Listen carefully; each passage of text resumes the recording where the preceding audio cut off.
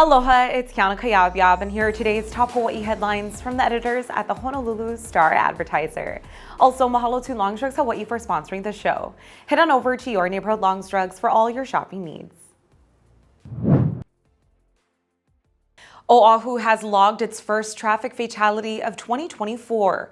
A 71-year-old pedestrian has died after he was struck by a vehicle Thursday night on Kapahulu Avenue. Honolulu police said the man was trying to cross the street when he was hit by a vehicle driven by a 64-year-old man just north of Castle Street.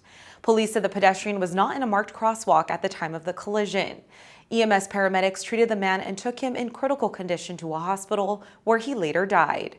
Police said the driver initially fled but returned to the scene and was later arrested for negligent homicide and vehicular crimes. Alcohol appears to be a contributing factor in the collision. A new program to inspect incoming shipping containers for illegal fireworks is on the docket for Hawaii lawmakers. Senate Bill 37 was rolled over from the 2023 legislative session. It would establish a shipping container inspection program to randomly check for illegal fireworks and explosives. The bill was referred to 3 committees last year but never received a hearing.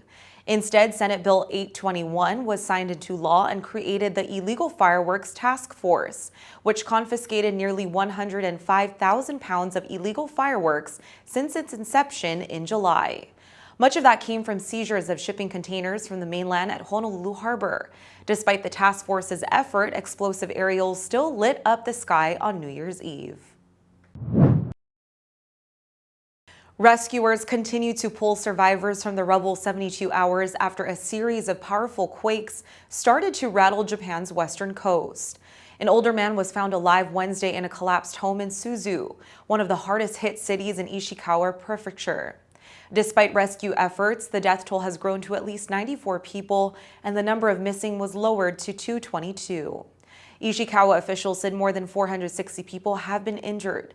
Experts warned of disease and even death at the evacuation centers that now house about 34,000 people who lost their homes.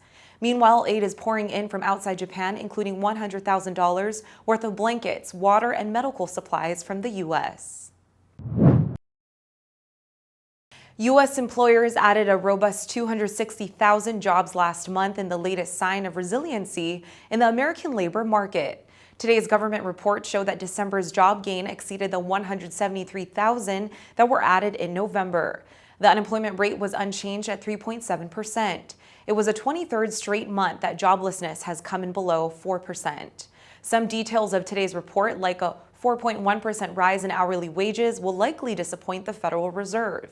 The central bank is expected to make cuts to its benchmark interest rate this year, but that will require more evidence that inflation is nearing a target of 2%. Consumer prices were up 3.1% in November from a year earlier, but down drastically from a 4-decade high of 9.1% in June 2022. The Hawaiian Islands Humpback Whale National Marine Sanctuary is looking for volunteers as it prepares for this year's Sanctuary Ocean Count. Kohola, or humpback whales, are making their annual migration from Alaska waters to the islands to mate, calve, and nurse their young. The sanctuary is seeking volunteers to help with this year's count events, which are scheduled for January 27, February 24, and March 30.